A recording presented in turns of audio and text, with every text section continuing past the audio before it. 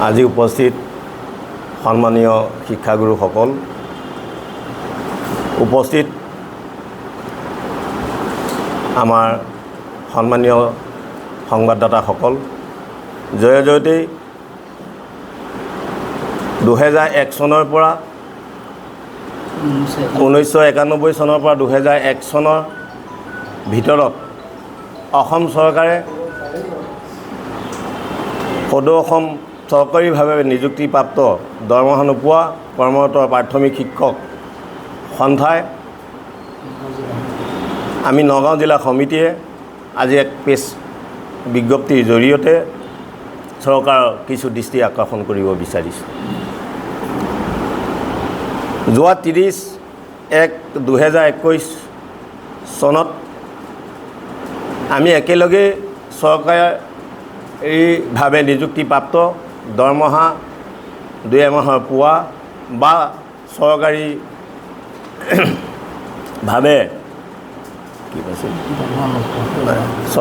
চৰকাৰীভাৱে প্ৰশিক্ষণ পোৱা প্ৰায় 5411জন শিক্ষকক সেই সময়ৰ মাননীয় শ্ৰদ্ধাৰ শিক্ষামন্ত্ৰী হিমন্ত বিশ্ব শৰ্মাদেৱে তেওঁলোকক এপইণ্টমেণ্ট দিছিল। আৰু সেই সভাতেই যিসকল শিক্ষকে দৰমহা পোৱা নাছিল বা তেওঁলোকে কোনো চৰকাৰীভাৱে ট্ৰেইনিং কৰা নাছিল, সেইসকল বঞ্চিত হৈছিল। আৰু সেইদিনা অসমৰ মুখ্যমন্ত্ৰী অসমৰ শিক্ষামন্ত্ৰী মাননীয় হিমন্ত বিশ্ব শৰ্মাদেৱে এটি ঘোষণা কৰিছিল।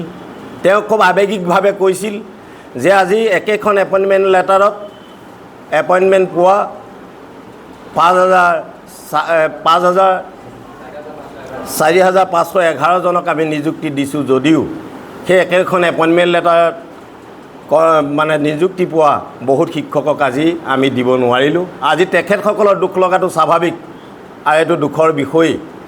গতিকে তেখেতসকলে দুখ কৰিব নালাগে এইবুলি তেওঁ খুব আৱেগিক ভাষণ দিছিল যে কম দিনৰ ভিতৰতে আমি তেখেতসকলক যিসকল যে চৰকাৰীভাৱে নিযুক্তি পাইছে তেখেতসকলক এজনকো বাদ নিদিয়াকৈ আমি চাকৰি তৎকালীনভাৱে দিম। খালি তেওঁ এটা কথা স্পষ্টভাৱে ঘোষণা কৰিছিল যে তাত আমি যিবিলাক মেনেজিং কমিটি এপইণ্টমেণ্ট সেইখিনি মই দিব নোৱাৰিম। আৰু সেইদিনা আমি প্ৰত্যেকজন শিক্ষক দুখ আৰু আৱেগ আছিল যদিও আমি আহ্লাদিত হৈছিলোঁ, কিয় মাননীয় হিমন্ত বিশ্ব শৰ্মাদেৱে যিখিনি কথা কয় এইখিনি কাম কৰে। আৰু সেইকাৰণে আমি সেইদিনা অস্থিৰ হৈ যোৱা নাছিলোঁ, আশ্বস্ত হৈছিলোঁ যে তেখেতে আমাক অনতিপলমে আমাক নিযুক্তি দিব। কিন্তু অতি পৰিতাপৰ কথা এই যে তাৰ ইয়াৰ পিছতে অসমৰ বিভিন্ন প্ৰান্তত তেখেত যেতিয়া গৈছিলে তেখেতক আমি বিভিন্ন প্ৰান্তৰ আমাৰ শিক্ষকসকলে লগ কৰিছিল। তেওঁ কিন্তু প্ৰত্যেক স্থানতে যে তেওঁলোকক খুব সোনকালে দিব এই শব্দটো কৈ আছিল। শেহতীয়াভাৱে তেওঁ অসমৰ মুখ্যমন্ত্ৰীৰ দায়িত্ব ন্যস্ত হ'ল আৰু তেখেতৰ অসমৰ মুখ্যমন্ত্ৰী হিচাপে এই বৰদোৱাত আমিও প্ৰায় 5 বাৰ তেখেতক লগ কৰিছোঁ। যে 26 ছেপ্টেম্বৰ তাৰিখে যিসকলক নিযুক্তি দিছিলে সেই বৰদোৱা 26 ছেপ্টেম্বৰ আগত আমাৰ এই পবিত্ৰ বৰদোৱা ভূমিত মহাপুৰুষ শ্ৰীমন্ত শংকৰদেৱৰ এই পবিত্ৰ ভূমিত তেওঁ উপস্থিত হৈ তেতিয়া আমি প্ৰায় 20-25জন শিক্ষকে তেখেতক লগ কৰিছিলোঁ। আৰু তেখেতে সেইদিনাও আগৰ কেইবাৰ কোৱাৰ দৰে সেইদিনাও কৈছিল যে পবিত্ৰ ভূমিত থিয় হৈ তহঁতক কৈছোঁ 26 তাৰিখ মই সুধিছিলোঁ যে 26 তাৰিখৰ লিষ্টত আমাৰ লিষ্টখন হ'ব নেকি এপইণ্টমেণ্টত। তেখেতে ক'লে তহঁতক মিছা কথা ক'ব নোৱাৰোঁ, 26 তাৰিখে তহঁতৰ লিষ্টখন নাহে। কিন্তু তহঁতে দুখ নকৰিবি যে তহঁতক এটা কথা কৈছোঁ যে তহঁতক 100% দিম, খালি তহঁতৰ ফাইলটোত অলপ মোৰ মাথা মাৰিবলগীয়া হৈছে, অলপ ধৈৰ্য ধৰ, 100% তহঁতক দিম। ইয়াৰ পিছতো আমাৰ অসমৰ বিভিন্ন প্ৰান্তত বিভিন্ন শিক্ষকসকলে তেখেতক লগ কৰি আছে আৰু প্ৰত্যেক স্থানতে তেখেতে আজি 100% দিম বুলি কৈ আছে। কিন্তু আমি অতি দুখেৰে জনাব বিচাৰিছোঁ যিজনে মুখ্যমন্ত্ৰী অসমৰ সকলোৰে আদৰৰ আৰু সকলোৰে তেওঁৰ প্ৰতি শ্ৰদ্ধা আৰু আগ্ৰহ আছে। যিজনে যিটো কাম কৰিম বুলি কয় সেই কাম কৰে। কিন্তু আজি এই যে কৰ্মৰত এই চৰকাৰীভাৱে নিযুক্তিপ্ৰাপ্ত শিক্ষকসকলৰ এই কামটোক লৈ তেওঁ ইমান কিয় অপাৰগ হৈছে সেইটোহে আমি ভাবি আচৰিত হৈছোঁ।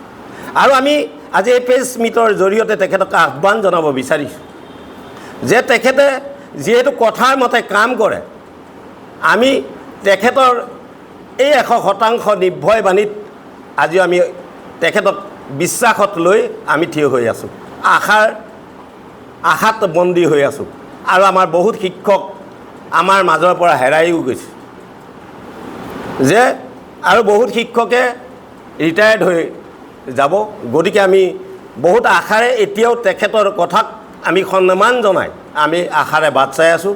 আমি এই সংবাদমেলৰ জৰিয়তে মাননীয় অসমৰ মুখ্যমন্ত্ৰী আৰু সকলোৱে যিহেতু কথা চিন্তা কৰা এজন দক্ষ মুখ্যমন্ত্ৰী, গতিকে আমি তেওঁৰ দক্ষতা এই যিটো গুণ, সেই গুণত আমি তেখেতক পুনৰবাৰ অনুৰোধ জনাব বিচাৰিছোঁ, তেখেতে যাতে আমাৰ কামটো 15 আগষ্টত কেতিয়া দিব এই কথাটো ঘোষণা কৰি আমাৰ প্ৰত্যেক শিক্ষকৰ যিটো আশাৰ বতৰা সেইটো কঢ়িয়াই আনিব। অন্যথা আমি 15 আগষ্টৰ পিছত আমি যিকোনো গণতান্ত্ৰিক আন্দোলন প্ৰক্ৰিয়া গ্ৰহণ কৰিবলৈ বাধ্য থাকিম।